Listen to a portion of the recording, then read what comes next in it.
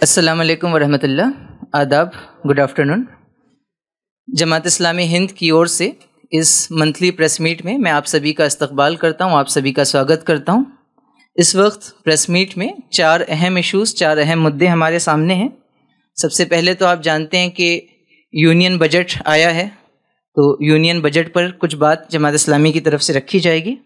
اسی کے ساتھ ساتھ آپ جانتے ہیں کہ براڈ کاسٹنگ سروس ریگولیشن بل کنسلٹیشن کے پروسیس میں ہے. یہ بل پرائمریلی لاسٹ ایئر انٹروڈیوس کیا گیا تھا اور اس کے بعد الیکشن کا فیز آیا اور اس کے بعد پھر سے اس کا second draft, revise draft consultation کے پروسیس میں ہے. اور یہ ایفیکٹیولی میڈیا کو، سوشل میڈیا کو، انڈیپینڈنٹ جرنلسٹ کو، آپ تمام لوگوں کو بھی اور یوزرز کو، کنزیومرز کو بھی افیکٹ کرے گا، تو اس پر کچھ بات ہوگی. تیسرا، آپ جانتے ہیں کہ اتر پردیش میں سرکار کی طرف سے ایک فیصلہ آیا تھا جس میں یہ بات طے کی گئی تھی کہ یو پی میں جتنے بھی مدارس ہیں، دینی مدارس ہیں، جو ریلیجس مدارس ہیں مسلمانوں کے، ان کی میپنگ ہوگی. اس میپنگ کے بعد جو ان ریکگنائز مدارس ہیں ان کو لے کر 2 ڈائریکٹیوز دیے گئے ہیں اور اس بات کی کوشش کی جا رہی ہے کہ فورسفلی مدرسے میں پڑھنے والے بچوں کو ریگولر اسکولز میں شفٹ کرایا جائے. اور چوتھا مسئلہ فلسطین اور غزہ کو لے کر ہے، جہاں کرائسس آج بھی جاری ہے. تو ان 4 وشیوں پر چرچا ہوگی اس پریس کانفرنس میں. محترم امیر جماعت اسلامی ہند سید سعادت اللہ حسینی صاحب اور جماعت اسلامی ہند کے اپادھیکش محترم سلیم انجینئر صاحب پریس کو آپ لوگوں کو سمبودھت کریں گے. تو میں محترم امیر جماعت اسلامی ہند سے گزارش کروں گا کہ وہ ان 4 مدوں پر اپنی بات رکھیں. جی، بسم اللہ الرحمن الرحیم. میں بھی آپ سب کو اس پریس کانفرنس میں ویلکم کرتا ہوں. اس وقت جیسا کہ کہا گیا 4 ایشوز، 4 مدعے ہمارے سامنے ہیں. سب سے پہلا ایشو یونین بجٹ کے بارے میں ہے. تو یونین بجٹ کی جو ہم نے اسٹڈی کی ہے تو ہمیں یہ محسوس ہوتا ہے کہ یہ بجٹ لوگوں کے ایکسپیکٹیشنز کے مطابق نہیں ہے،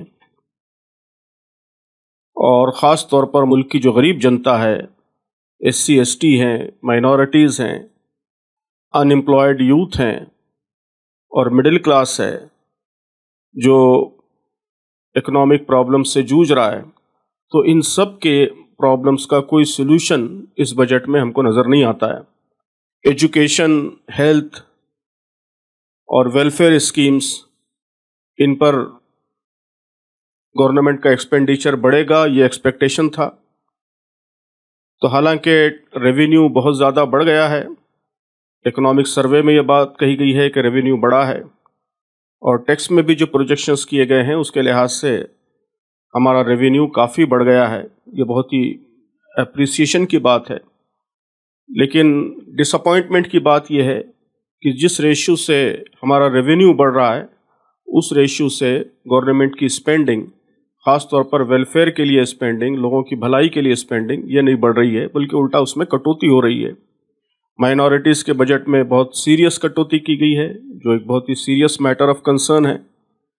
اسی طرح ایس سی ایس ٹی کے بجٹ میں کوئی معقول اضافہ نہیں کیا گیا ہے. بہت ساری سبسڈیز، ایگریکلچرل سبسڈیز اور مہاتما گاندھی جو رورل امپلائمنٹ گارنٹی اسکیم ہے، تو اس کا بجٹ، ان سب میں کٹوتی کی گئی ہے. ایجوکیشن اور ہیلتھ، اس میں کوئی بڑا اضافہ نہیں ہوا ہے. یہ بہت پرانا ڈیمانڈ ہے، اور بی جے پی کے مینیفیسٹو میں بھی بار بار یہ بات کہی جاتی رہی ہے مسلسل کہ وہ ایجوکیشن پر کم از کم 6% جی ڈی پی اور ہیلتھ پر کم از کم 4% جی ڈی پی اسپینڈ کریں گے. لیکن آپ دیکھ رہے ہیں کہ اس مارک سے یہ یو پی انڈیا گورنمنٹ 10 سال ہو گئے ہیں، 11واں سال ہے، اس میں بھی اس مارک سے بہت دور بجٹ کے فیگرز ہیں. تو ایک طرف غریبوں اور ملک کے جو مجبور اور محروم لوگ ہیں ان پر اسپینڈنگ میں، سوشل اسپینڈنگ میں کمی کی جا رہی ہے. دوسری طرف کارپوریٹس کو بینیفٹ پہنچانے کا، فائدہ پہنچانے کا سلسلہ برابر جاری ہے. آپ اگر بجٹ کے فیگرز دیکھیں گے تو انکم ٹیکس سے 19% انکم شو کی گئی ہے. انکم ٹیکس ہم سب جانتے ہیں کہ ہر غریب امیر آدمی دیتا ہے، middle class, lower middle class کو بھی انکم ٹیکس دینی پڑتی ہے، اور اس کے مقابلے میں کارپوریٹ ٹیکس ریونیو صرف 17% ہے. مطلب یہ کہ کارپوریٹس کو زیادہ سے زیادہ فائدہ پہنچایا جا رہا ہے اور سارا بوجھ ملک کے غریب عوام پر ٹرانسفر کیا جا رہا ہے. اسی طرح 19% बजट का अभी भी इंटरेस्ट पेमेंट में जाता है। जमात इस्लामी हिंद हमेशा इस बात की वकालत करती रही है कि मुल्क को इंटरेस्ट फ्री फाइनेंस की तरफ भी बढ़ना चाहिए और इंटरेस्ट फ्री इकनॉमी के स्कोप्स उसकी स्टडी करनी चाहिए। ये मुल्क के आम आवाम के लिए भी बेनिफिशियल होगा और हमारे नेशनल बजट के लिए भी इसमें बड़ा फ़ायदा होगा। ये सारी बातें तफसील से हमने बजट के सिलसिले में हमारे रेजोल्यूशन में, हमारे बयान में दर्ज की हैं, आप तफसील देख सकते हैं। दूसरा इशू जो आप सबसे भी कंसर्न इशू है वो ब्रॉडकास्टिंग सर्विसेज रेगुलेशन बिल 2024 है। ये कहा जा रहा है कि ये बिल इसी पार्लियामेंट के सेशन में लाया जा सकता है और स्टेक होल्डर्स से उस पर डिबेट और डिस्कशंस भी, कंसल्टेशन भी चल रहा है। तो हम समझते हैं कि सबसे बड़ा इशू, सबसे बड़ा कंसर्न तो यही है कि स्टेक होल्डर्स के नाम पर गवर्नमेंट बहुत ही सिलेक्टेड लोगों से कंसल्ट कर रही है। इस बिल को अभी भी पब्लिक नहीं किया गया है। पब्लिक करना तो दूर की बात है, जो यूट्यूबर्स हैं, सोशल मीडिया इन्फ्लुएंसर्स हैं, OTT प्लेटफॉर्म्स हैं और आपके जैसे बहुत सारे चैनल्स हैं, इन चैनल से भी ये बिल अभी तक शेयर नहीं किया गया है। बहुत ही सिलेक्टिव ग्रुप से शेयर किया गया है। तो सबसे पहला हमारा डिमांड तो यही है कि इस बिल को पब्लिक किया जाए, पहले पब्लिक डिबेट का मौजू बनाया जाए। सिर्फ सिलेक्टेड स्टेक होल्डर से, जिसे वो स्टेक होल्डर कह रहे हैं, सिलेक्टेड लोगों से कंसल्टेशन काफ़ी नहीं है, बल्कि ब्रॉड पब्लिक डिस्कशन और डिबेट के बाद ही इसे पार्लियामेंट में पेश किया जाए। अब चूंकि पब्लिक फोरम में अवेलेबल नहीं है, पब्लिक के लिए पूरा बिल दस्तयाब नहीं है, इसलिए हम नहीं कह सकते कि उसमें क्या है एग्जैक्टली।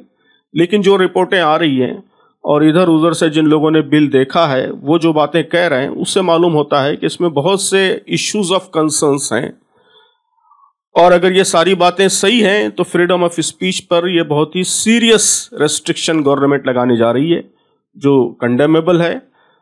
ये जो मीडिया है वो पब्लिक का मीडिया है, पब्लिक की वॉइस है, वॉइसलेस की वॉइस है। तो इस पर इस तरह का रेस्ट्रिक्शन और इस तरह के स्ट्रिक्ट रेस्ट्रिक्टिव मेजर्स, ये हमारे मुल्क के कॉन्स्टिट्यूशन के, उसकी डेमोक्रेटिक वैल्यूज़ के ख़िलाफ़ है। अखबारों में बातें आ रही हैं कि ये पावर भी दिया गया है कि किसी भी यूट्यूब चैनल को वो जाके सर्च कर सकते हैं, इंस्पेक्ट कर सकते हैं, उनके गैजेट्स सीज कर सकते हैं, उनका डाटा सीज कर सकते हैं और 50 लाख 50 लाख तक का फ़ाइन लगा सकते हैं। ज़ाहिर है अगर ये बातें सही हैं तो ये बहुत ही सीरियस मैटर ऑफ कंसर्न है दुनिया के किसी मुल्क में, बल्कि ड्रैकोनियन जो कंट्रीज़ हैं, डिक्टेटरशिप्स हैं, वहाँ भी इस तरह के स्ट्रिंजेंट मेजर्स सोशल मीडिया और OTT प्लेटफॉर्म्स के सिलसिले में इख्तियार नहीं किए गए हैं। एक डेमोक्रेटिक सोसाइटी में इसका तसव्वुर भी नहीं किया जा सकता। तो हमारा पहला डिमांड तो यही है कि इसको पब्लिक किया जाए, पब्लिक डिबेट का मौजू बनाया जाए। और दूसरी चीज़ ये कि जो बातें कही जा रही हैं अगर वो सही हैं तो फौरी गवर्नमेंट उसको विड्रॉ करे और ऐसे मेजर्स लेकर ना आए जिसके नतीजे में लोगों का जो फ्री राइट है एक्सप्रेशन का वो मुतासर हो सके। तीसरा जो हमारा स्टेटमेंट है वो उत्तर प्रदेश गवर्नमेंट के एक एग्जीक्यूटिव ऑर्डर के सिलसिले में है कि चीफ सेक्रेटरी उत्तर प्रदेश के, उन्होंने एक ऑर्डर निकाला है और उस ऑर्डर के ज़रिए मदरसों को ये बात कही गई है, बल्कि गवर्नमेंट को, एडमिनिस्ट्रेटर्स को, कलेक्टर को ये इंस्ट्रक्शंस दिए गए हैं, DM को, कि वो मदरसों का इंस्पेक्शन करें। और दो बातें कही गई हैं, एक तो ये कि मदरसे जो रिकग्नाइज मदरसे हैं उसमें जो नॉन मुस्लिम स्टूडेंट्स हैं उनको वो सरकारी स्कूलों में शिफ्ट कराए और जो अनरिकग्नाइज्ड मदरसे हैं वहाँ के सारे स्टूडेंट्स को सरकारी मदरसों में शिफ्ट कराए। उसके लिए डेट भी दी गई है। मदरसों पे भी दबाव डाला जा रहा है। रिपोर्टें ये हैं कि DM की तरफ से मुख्तलिफ डिस्ट्रिक्ट्स में मदरसों पे दबाव डाला जा रहा है कि वो अपने बच्चों को सरकारी स्कूलों में शिफ्ट कराएं। तो हम समझते हैं कि ये पूरे मदरसे के सिस्टम को ख़त्म करने की एक साजिश, कंस्पिरेसी महसूस होती है जो कंडेमेबल है। ये फंडामेंटल राइट्स के ख़िलाफ़ है कि हमारे मुल्क के दस्तूर ने जो माइनॉरिटीज़ को राइट दिया है कि वो अपने कल्चर के प्रिजर्वेशन के लिए, अपने मज़हब के लिए, अपने कल्चरल एथोस के मुताबिक एजुकेशनल इंस्टीट्यूशंस इस्टेब्लिश कर सकते हैं, उसको रन कर सकते हैं। और आपको ये भी याद होगा कि राइट टू एजुकेशन एक्ट जब बना तो उसमें भी मदरसों को एग्जेम्प्ट किया गया کیونکہ یہ سمجھا گیا کہ یہ رائٹس ہے مائنورٹیز کا کہ وہ اپنے کلچرل ایتھوس کے مطابق مدرسے چلائیں، تو رائٹ ٹو ایجوکیشن سے بھی ان کو ایگزمپٹ کیا گیا۔ تو ان کانسٹیٹیوشنل اور لیگل پروویژنس کے باوجود اس طرح ایک چیف سیکریٹری کے آرڈر کے ذریعے، بیوروکریٹس کے ذریعے اور پولیس کے ذریعے انٹروینشن، ہم سمجھتے ہیں کہ یہ انکانسٹیٹیوشنل ہے، اللیگل ہے اور فنڈامنٹل رائٹس کا وائلیشن ہے، اور اس کو بہت ہی فورسفل طریقے سے ہر سیکشن کی جانب سے اس کو کنڈیم کرنا چاہیے، اس کی مخالفت کرنی چاہیے۔ تو ہم نے تفصیل سے یہاں پر بتایا ہے کہ یہ کیوں ہمارے ملک کے دستور اور قانون کے خلاف ہے، اور ظاہر ہے کہ مدرسوں کی ایک تاریخ رہی ہے، انہوں نے آزادی کے عظیم مجاہد پیدا کیے، اور ملک کی آزادی کے بعد بھی بڑے بڑے لوگ ہر سیکٹر میں، یعنی پولیٹکس میں، سوشل سیکٹر میں، ایجوکیشن میں، اکنامی، ہر میدان میں بڑی بڑی شخصیتیں مدرسوں سے پیدا ہوئی ہیں، ان کی بڑے کنٹریبیوشنس ہیں، خدمات ہیں۔ اس پورے نظام کو ختم کر دینا ظاہر ہے کہ یہ ملک کے انٹرسٹ میں نہیں ہے۔ چوتھا جو ہمارا اسٹیٹمنٹ ہے وہ فلسطین کے ایشو کے سلسلے میں ہے۔ آپ دیکھ رہے ہیں کہ اب تقریباً 10 مہینے ہونے کو آئے ہیں، اور فلسطین یہ پوری دنیا کے ضمیر کے لیے، پورے دنیا کے کانشیس کے لیے ایک ٹیسٹ بنا ہوا ہے، ایک امتحان بنا ہوا ہے۔ ہم نے یہاں کچھ نمبرز بھی دیے ہیں، اسٹیٹسٹکس بھی دیے ہیں کہ جو ریلائبل سورسز ہیں اس کے مطابق 40,000 سے زیادہ عام شہری وہاں پہ مارے جا چکے ہیں، اور بعض جو اسٹیمیشنز ہیں جس میں جو انڈائریکٹ ڈیتھس ہوئی ہیں اس کو بھی شامل کیا جائے اگر آپ، تو تقریباً 2 لاکھ تک یہ تعداد پہنچتی ہے، اور غازہ شہر یہ پورا مٹی کا ڈھیر بن چکا ہے۔ عام سویلینز ہی نہیں بلکہ UN مشنز اور اسکولز اور ایجوکیشنل انسٹیٹیوشنز اور ریلیف کیمپس اور جرنلسٹس، ہاسپٹلس، ان کو بمباری کر کے مسمار کیا جا رہا ہے۔ سارے جو انٹرنیشنل لاز ہیں، وار لاز ہیں، ہیومینیٹیرین لاز ہیں، ان کا اوپن وائلیشن ہو رہا ہے، کلیئر وائلیشن ہو رہا ہے۔ ابھی حال ہی میں یہاں کے جو فارمر پرائم منسٹر ہیں، فلسطین کے سابق پردھان منتری اسماعیل ہنیہ، ان کو جس طریقے سے ایران میں جا کر مارا گیا، ایک تھرڈ کنٹری میں، وہ ایک ڈپلومیٹک مشن پہ تھے، اور ایران کے پریسیڈنٹ کے ووٹ ٹیکنگ سیریمنی کو اٹینڈ کرنے کے لیے گئے تھے، ڈپلومیٹک مشن پر تھے، تو کسی ڈپلومیٹک مشن پر آنے والے ہیڈ آف اسٹیٹ کو ایک تھرڈ کنٹری میں جا کر مارنا، آپ سمجھ سکتے ہیں کہ یہ سارے مورل پرنسپلز اور سارے انٹرنیشنل ہیومینیٹیرین لاز کا کلیئر وائلیشن ہے۔ تو یہ سارا کلیئر وائلیشن سویلائز دنیا کے سامنے ہو رہا ہے، اور اس نے جو سویلائز دنیا ہے، ویسٹ ہے، مغربی دنیا ہے، اس کے ڈبل سٹینڈرڈز کو ایکسپوز کر دیا ہے کہ ایک طرف ان کا رویہ یوکرین کے سلسلے میں آپ دیکھیے کہ وہاں یوکرین کی سوورنٹی کی حفاظت کے لیے یہ لوگ بہت ہی کنسرن ہیں، ایکٹیو ہیں، اور اس سے زیادہ گمبھیر معاملہ یہاں فلسطین میں ہے۔ تو نہ صرف یہ کہ فلسطین سے آنکھ موچے ہوئے ہیں، بلکہ جو ظالم ہے اسرائیل، اس کی ہر طرح سے مدد کر رہے ہیں۔ ہم نے یہاں تفصیل سے یہ باتیں بھی بتائی ہیں کہ اب جو مظالم ہیں، جو ایٹراسٹیز ہیں، اس کو ریکارڈ کرنے والے اور اس کو کنڈیم کرنے والے صرف مسلمان نہیں ہیں، صرف فلسطین کے لوگ نہیں ہیں، صرف عرب کنٹریز نہیں ہیں، بلکہ جو ریکگنائز انٹرنیشنل ایجنسیز ہیں، UN ایجنسیز ہیں، OSCHR ہے، UN کمیٹیز ہیں، نیشنل ایمنسٹی انٹرنیشنل ہے، ہیومن رائٹس واچ ہے، بلکہ اس سے آگے بڑھ کر بعض اسرائیل کی ایجنسیز ہیں خود، ان لوگوں نے بھی اس کو ریکارڈ کیا ہے، کنڈیم کیا ہے۔ تو یہ بالکل کلیئر ہے، یہ ہماری ہسٹری کا سب سے زیادہ ان ہیومن وار ہے، سب سے زیادہ ایٹروشیس وار ہے، تو اس کو ہر سطح پر کنڈیم کیا جانا چاہیے، اور ہم نے ڈیمانڈ کیا ہے کہ جلد سے جلد یہاں سیز فائر کی جائے، جنگ روکی جائے، اور اسرائیل کے جو وار کرمنلز ہیں ان پر کیس چلایا جائے، ان کو اریسٹ کیا جائے، سزا دی جائے۔ ہم نے حکومت ہند سے بھی 2 مطالبے کیے ہیں، ہماری حکومت سے، ہماری گورنمنٹ سے۔ نمبر 1 یہ کہ اسرائیل کے ایٹراسٹیز کو روکنے کے لیے وہ اپنے انفلوئنس کو، اپنے پاور کو استعمال کرے، اور نمبر 2 یہ کہ یہ بات کہی جا رہی ہے کہ یہاں سے بڑے پیمانے پر آرمز اسرائیل کو ایکسپورٹ کیے جا رہے ہیں، اس کا سلسلہ فوری روکا جائے۔ تو یہ 4 میجر اسٹیٹمنٹس ہیں، تفصیل یہاں ریٹن جو ہینڈ آؤٹ ہے اس میں دے دی گئی ہے۔ اس پر اگر کوئی سوال ہے تو اس کا استقبال ہے. بہت شکریہ. آپ نے اسماعیل ہانیہ کے اسرائیل کو ذمہ دار ٹھہرایا ہے. بہت سارے لوگ یہ کہہ رہے ہیں کہ جس ملک میں وہ تھی اس کی ذمہ داری تھی ان کی حفاظت کرنا، وہ بذات خود فیل ہوا ہے ان کی حفاظت کرنے میں، تو کہیں نہ کہیں کانسپریسی اس طرف بھی جا رہی ہے. بہرحال وہ تو دیکھیے، حفاظت میں ناکام ہونا ایک دوسری چیز ہے، اور حملہ کرنا، اٹیک کرنا اور قتل کروانا یہ تو دوسری چیز ہے نا. دونوں میں تو فرق تو کرنا ہوگا، دونوں میں فرق کرنا ہوگا. تو پوائنٹرز اور جو کچھ واقعات سے چیزیں ظاہر ہو رہی ہیں وہ تو کلیئر یہی ظاہر ہو رہی ہیں کہ اسرائیل نے یہ اٹیک کرایا ہے، اور بہت سے دنیا کے کنٹریز نے بھی، رولرز نے بھی، حکمرانوں نے بھی بیان دے کر اسرائیل کو اس کے لیے مجرم ٹھہرایا ہے، اور اسرائیل نے ابھی تک آج کی تاریخ تک اس کو ڈینائی نہیں کیا ہے کہ ہم نے نہیں کیا. تو اس لیے یہ بات ہر جگہ مانی جا رہی ہے کہ اسرائیل کا یہ حملہ کیا، اسرائیل کا ہی کرایا ہوا حملہ ہے.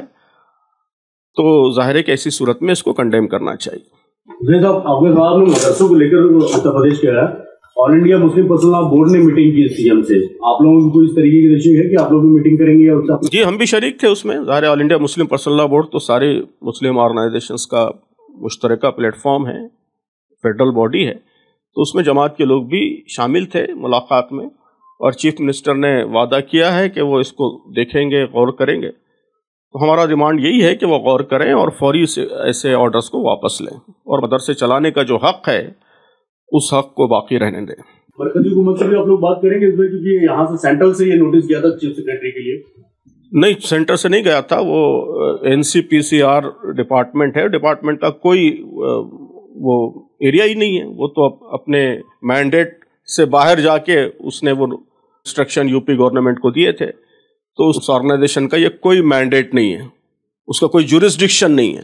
یہ بات بھی ہم نے کہی ہے کہ بچوں کے بہت سارے مسائل اس ملک میں ہیں، تو یہ جو NCPCR ہے تو یہ اپنے اصل دائتو، اپنی اصل ذمہ داریوں کو نیگلیکٹ کر کے کمیونل ایشوز میں، آئیڈیالوجیکل ایشوز میں غیر ضروری ٹانگ اڑا رہا ہے.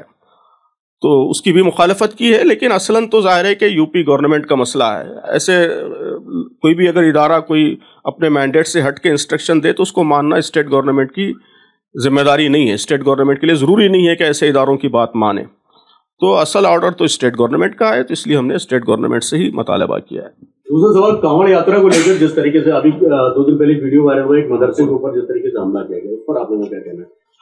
ظاہر ہے یہ تو اسٹیٹ گورنمنٹ کا ہی فیلور ہے، اسٹیٹ گورنمنٹ کی ناکامی ہے کہ لا اینڈ آرڈر برقرار رکھنا، لوگوں کی حفاظت کرنا اور لوگوں کو پروٹیکٹ کرنا، یہ اسٹیٹ گورنمنٹ کی رسپانسبلٹی ہے. تو اگر جیسا کہ اس طرح کے واقعات پیش آ رہے ہیں، بار بار پیش آ رہے ہیں، مسلسل رپورٹیں آ رہی ہیں، تو اسٹیٹ گورنمنٹ کو اس میں ایکٹیو رول پلے کرنا چاہیے اور لوگوں کی جان مال کی حفاظت کی ذمہ داری ادا کرنی چاہیے. بجٹ کے تعلق سے آپ نے کچھ باتیں کہی ہیں، اس میں ایک سب سے بڑا سوال پیدا ہو رہا ہے کہ کیا حکومت کی اکنامک پالیسی میں کوئی میجر شفٹ ہونے جا رہا ہے؟ اس کا بیسس فائنانس سیکرٹری جو ہے ان کا یہ ایک انٹرویو میں ایک بڑا اہم بیان ہے، ان کا نام ہے TV سومناتھن. ان کا یہ کہنا ہے کہ we are urging industry to use less automation and more labour.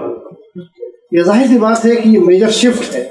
ایک طرف تو ہم لوگ کرٹیسائز کر رہے ہیں حکومت کی جو بھی پالیسی ہے، لیکن یہ تو اس کو بیلنس کرنے کی کوشش کر رہے ہیں. اور میں سمجھتا ہوں کہ فائنانس سیکرٹری کا یہ بیان ایسا نہیں ہے جس کو ہم نظر انداز کرتے ہیں. بہرحال وہ بیان تو ہو سکتا ہے، لیکن بجٹ کے نمبرز تو ریفلیکٹ نہیں کر رہے ہیں. بجٹ کے نمبر سے تو یہی معلوم ہوتا ہے کہ یہ ٹوٹلی کنٹریکشنسٹ بجٹ ہے.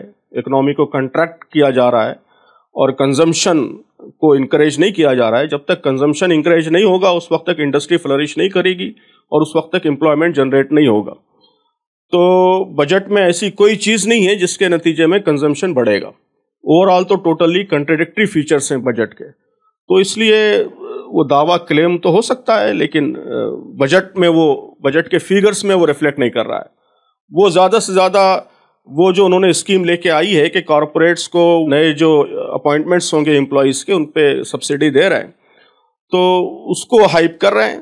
لیکن ہم سمجھتے ہیں کہ وہ بھی اصلاً کارپوریٹ کو فائدہ پہنچانے کا ایک انڈائریکٹ طریقہ ہے کہ بجائے امپلائیز کو فائدہ پہنچانے کے وہ اصلاً کارپوریٹ کو فائدہ پہنچا رہے ہیں، سبسڈی ادھر دے رہے ہیں، عام لوگوں کو سبسڈی نہیں دے رہے ہیں۔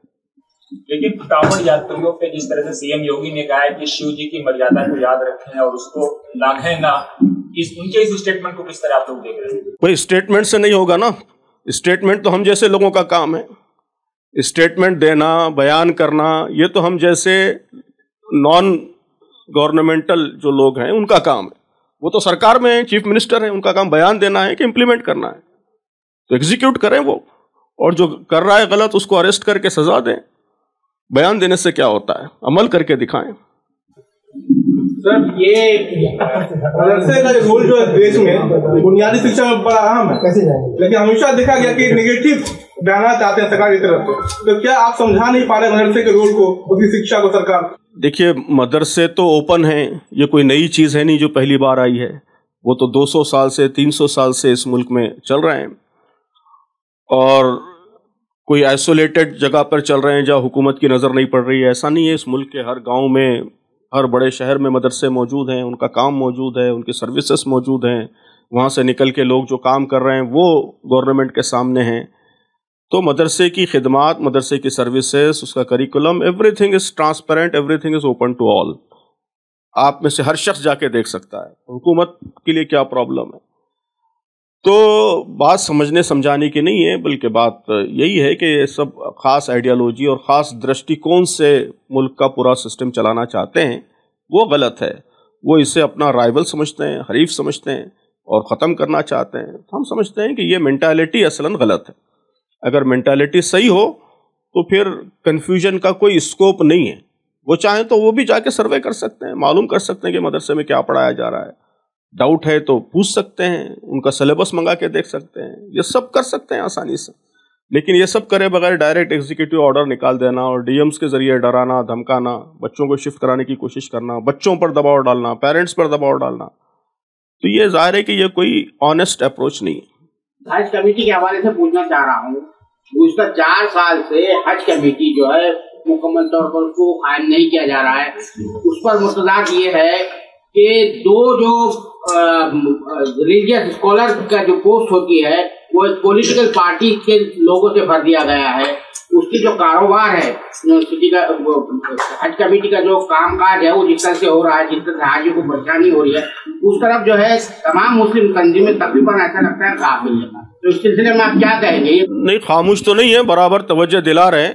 صرف حج کمیٹی کا معاملہ نہیں ہے، مائنورٹی سے ریلیٹڈ، مسلمانوں سے ریلیٹڈ جتنے انسٹیٹیوشنس ہیں وہ سارے انسٹیٹیوشنس انٹینشنلی کولیپس کرائے جا رہے ہیں۔ تو یہی معاملہ وقف بورڈوں کا ہے، سینٹرل وقف کونسل میں بہت سارے پرابلمس ہیں، حج کمیٹی کے سلسلے میں بھی بہت سارے پرابلمس ہیں۔ بجٹ میں بھی خود آپ دیکھ رہے ہیں کہ جس طرح مائنورٹی کا بجٹ ہر سال کم کیا جا رہا ہے۔ مولانا آزاد ایجوکیشنل فاؤنڈیشن کے سلسلے میں گورنمنٹ کی جس طرح پالیسیز رہی ہیں وہ آپ کے سامنے ہیں۔ تو جتنے مائنورٹی ریلیٹڈ انسٹیٹیوشنس ہیں ان سب کو کمزور کرنے کی، خراب کرنے کی کوشش کی جا رہی ہے۔ یہ بات بھی آپ کی صحیح ہے کہ حج کمیٹی کا معاملہ بھی بہت گمبھیر ہے، اور اس دفعہ جو حج آپریشنس رہے ہیں انڈیا کے، اس کو لے کر بہت سارے کمپلینس ہیں، بہت سیریس کمپلینس ہیں۔ تو حکومت سے بات برابر ہو رہی ہے، جو حج کانفرنس ہوتی ہے اس میں بھی ہم برابر شریک ہوتے رہے ہیں، اور وہاں اپنے پروپوزلز بھی دیتے رہے ہیں، آفر بھی کرتے رہے ہیں جو کچھ ہم سروسز دے سکتے ہیں۔ تو آواز تو اٹھائی جا رہی ہے، آپ لوگ بھی اس آواز کو اور بلند کیجئے اور نمایاں کیجئے۔ لیکن بہرحال یہ مسئلہ ہے کہ جتنے مائنورٹی ریلیٹڈ انسٹیٹیوشنز ہیں ان سب کو کمزور کرنے کی کوشش ہو رہی ہے۔ ایک سوال ہے فلسطین کے تعلق سے کہ بھارت جو ہے فلسطین کا سمرتھن کرتا ہے ایک طرف، دوسری طرف سپریم کورٹ کے کچھ وکیل نے یہ رپورٹ پیش کی ہے کہ ہتھیار بھیج رہے اسرائیل کو نسل کشی کے لیے وہاں کے بچوں کا۔ تو جماعت اسلامی کا اس پر کیا رد عمل ہے؟ کیا اس بات پر بھی حکومت سے آپ کی بات؟ وہ تو میں نے کہا بھی ہے اور اسٹیٹمنٹ میں بھی بات لکھی ہوئی ہے۔ ہم نے حکومت ہند سے، انڈین گورنمنٹ سے 2 میجر ڈیمانڈز کیے ہیں۔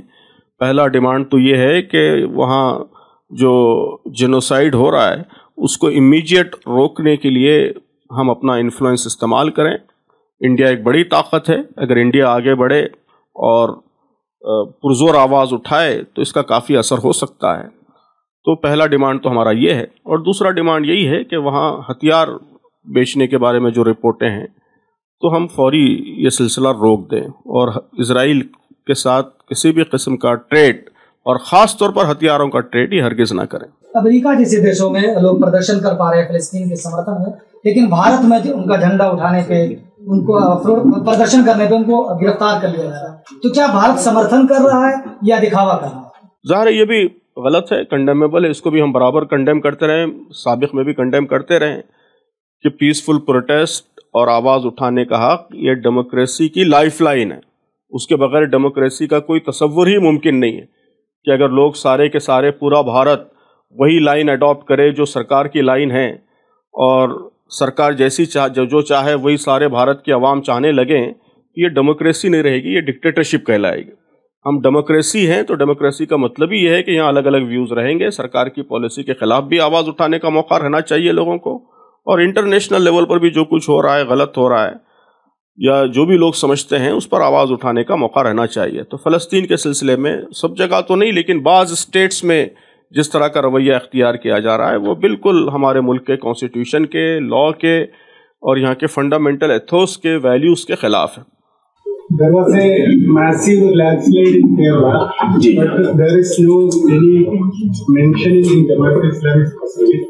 Jamaat Islamic people are there asking help for help from Kerala, but the All India Jamaat didn't mention anything even after 3-4 days. So we have already issued a separate statement and both things we have expressed our concern and mourned the people who expired in this landslide and expressed our sympathies with their relatives. And we also raised several demands with central and state governments, and we appealed general public to come forward and raise helping hand and do whatever possible. And in that press statement we also said that Jamaat Islami Hind and its volunteers, they have reached that place and they are active for relief and rehabilitation operation from first day itself.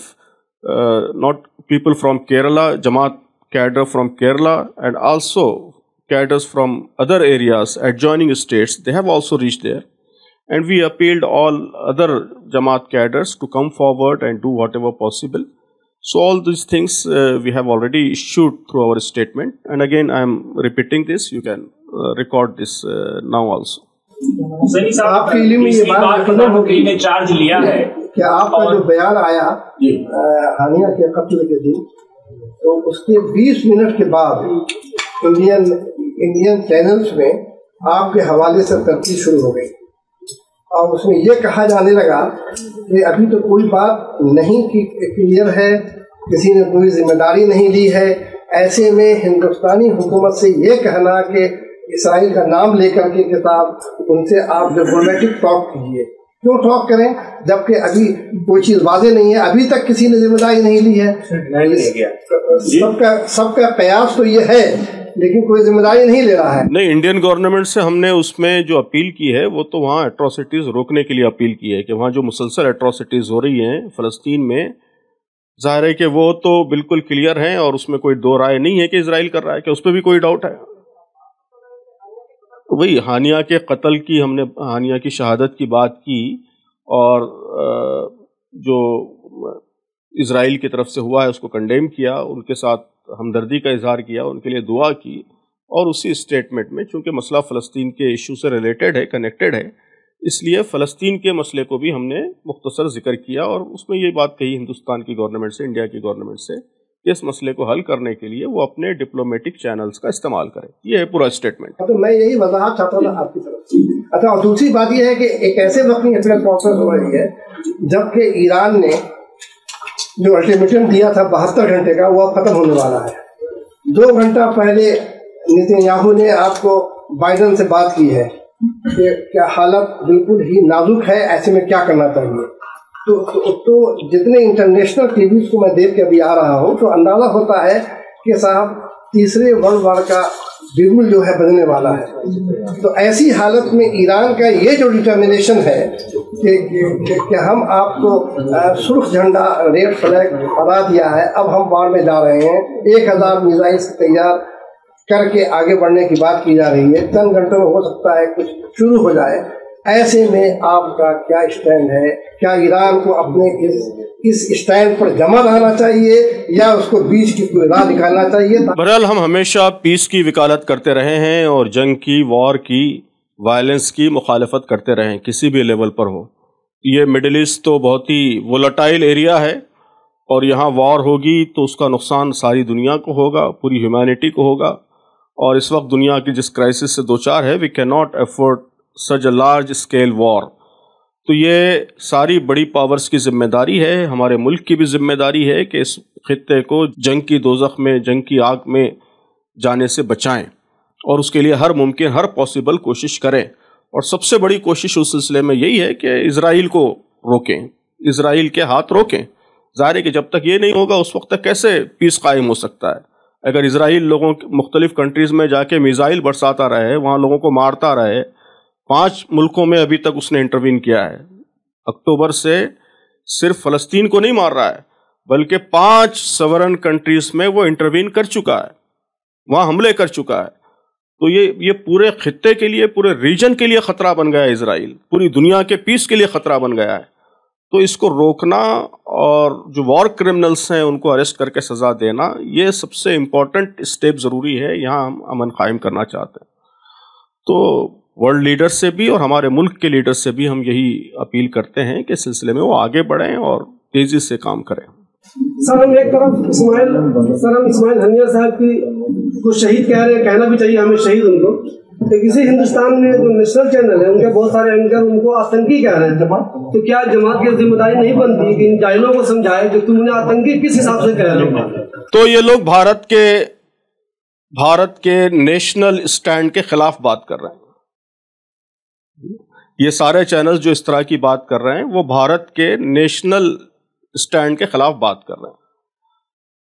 تو ایسا لگتا ہے کہ یہ channels Bharat میں نہیں ہے بلکہ امریکہ میں ہے نا. یہ اسٹینڈ کہ وہ ٹیررسٹ ہیں، یہ امریکہ کا اسٹینڈ ہے، بھارت کا اسٹینڈ کبھی بھی نہیں رہا ہے. تو بھارت کس کو ٹیررسٹ سمجھتا ہے اس کی لسٹ موجود ہے ہوم منسٹری کی سائٹ پر. تو ان چینلز کو دیکھنا چاہیے، وہ سائٹ اور لسٹ بھی دیکھنا چاہیے. اور فلسطین کے ساتھ ہمارے کیسے تعلقات رہے ہیں، ان کے کیسے ڈپلومیٹک ہمارے ریلیشنز رہے ہیں، ہیلدی ریلیشنز رہے ہیں، وہ بھی ان چینلز کو معلوم ہونا چاہیے. تو یہ راشٹروادی چینلز نہیں کہلائیں گے اگر ان کا یہ رویہ، ان کا یہ ایٹیٹیوڈ راشٹرواد کے خلاف سمجھا جائے گا. اس لیے کہ وہ بھارت میں رہ کر بھارت کی بات نہیں کر رہے ہیں، امریکہ کی بات کر رہے ہیں. نہیں یہ تو ایران کے تعلق سے ایک سوال یہ ہے کہ جب سے یہ جنگ شروع ہوئی ہے غزہ میں، تب سے ایران وقتاً فوقتاً خود وکٹم بھی رہا ہے اسرائیل کا، اور اس کے بعد گیدڑ بھبکی دیتا ہے، کچھ کر نہیں پاتا ہے. تو اتنے لمبا وار کھینچنے کے پیچھے ایران بھی ذمہ دار نہیں لگتا ہے آپ کو کہ وہ بار بار گیدڑ بھبکی دے کر اس کو بھڑکاتا رہتا ہے اسرائیل کو اور کچھ کر نہیں پاتا. اور آج اس کی سورنٹی پر حملہ ہوا ہے، ایسے پہلے بھی حملے ہو چکے ہیں اور وہ کچھ نہیں کر پاتا، آج بھی کچھ نہیں کر پائے گا. اس کے پاسداران انقلاب کے وہ بریگیڈیئر ان کو مار دیا، اس کے بعد بھی وہ کچھ نہیں، پھر گیدڑ بھبکی دیتے رہے کہ ہم اس کا بدلہ لیں گے. زمانہ ہو گیا، بدلہ کچھ نہیں لے پائے. بہرحال اسرائیل کے جو ایٹراسٹیز ہیں اس کا شکار پورا مڈل ایسٹ کا ریجن ہے. صرف ایران نہیں بلکہ لبنان ہے اور سیریا ہے اور یمن ہے اور سعودی عرب ہے اور بحرین ہے. یہ سارے کنٹریز تاریخ کے کسی نہ کسی سٹیج میں اسرائیل کے شکار رہے ہیں اور ظاہر ہے کہ کچھ نہیں کر پائے.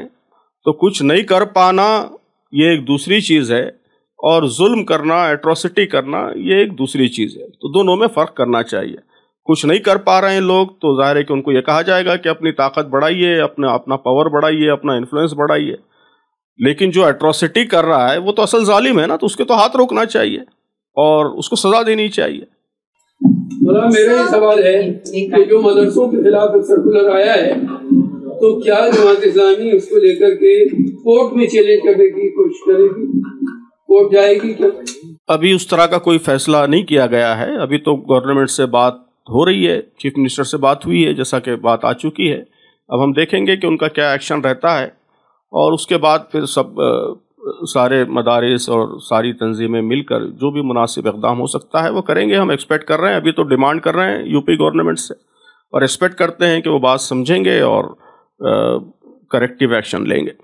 سر آپ نے کہا کہ اتر پردیش میں جو مدرسے ہیں ان میں ریکگنائز مدرسوں میں نان مسلم بچوں سے کہا جا رہا ہے یا مدرسوں کو فورس کیا جا رہا ہے کہ ان کو گورنمنٹ اسکول میں ڈالیں، تو کیا آپ کے پاس کوئی ڈیٹا ہے کہ کتنے نان مسلمان بچے، اور نان مسلمان بچے کیا ہوتا ہے، یا یہ ہندو بچے ہیں، سکھ بچے ہیں، یا پھر جین بچے ہیں، کون سی ریلیجن سے؟ جی ہمارے پاس تو کوئی نمبرز نہیں ہے، ہمارے پاس ایسے نمبرز نہیں ہیں.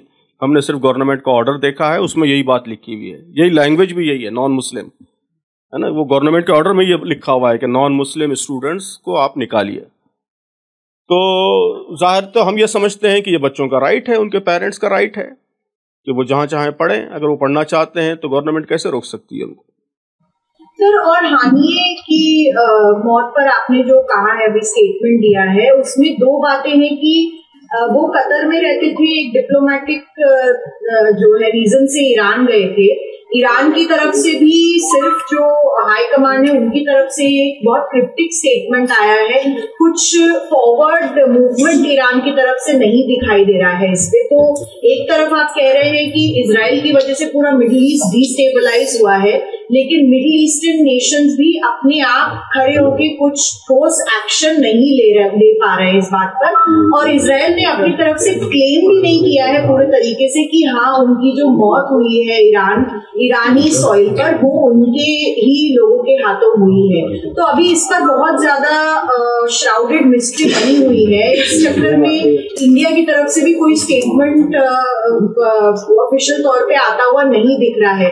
کیا آپ لوگ یہ issue ministry of external affairs اور جو یہاں پر ایمبیسیز ہیں ان کے ساتھ ریز کریں گے؟ کیا ان سے ملاقات کریں گے امبیسڈر سے اس ایشو کو تھوڑا کلیریفائی کرنے کے لیے؟ اور تیسرا سوال یہی ہے، وائناڈ اور یہ جو آس پاس کے کیرل کے علاقے، اگر جماعت وہاں پہ کام کری تو کس طریقے کے ریسکیو آپریشنز آپ لوگ وہاں پر کر رہے ہیں؟ تھوڑی ڈیٹیلز ہمیں دے سکتے.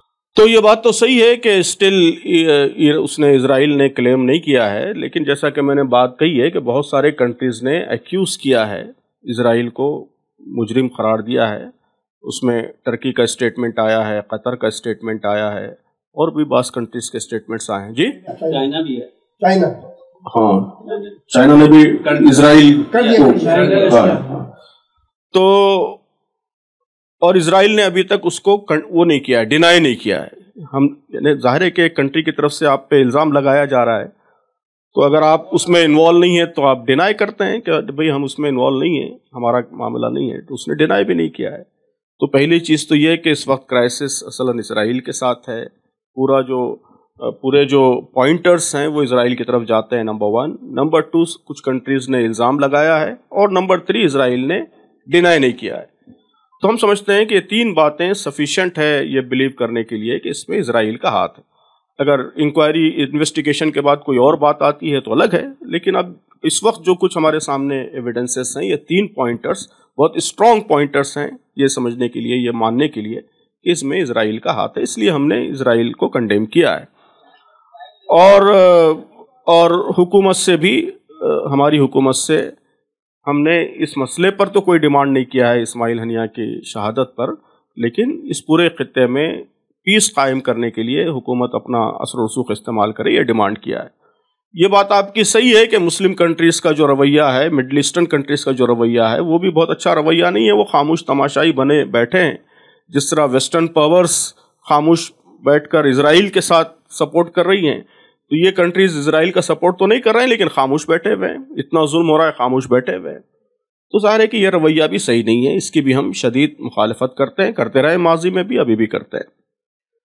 وائناڈ میں جو کام ہو رہا ہے اس کی ہم ڈیٹیل تفصیل چند دنوں کے بعد اور پریس اسٹیٹمنٹ ایشو کر کے بتائیں گے.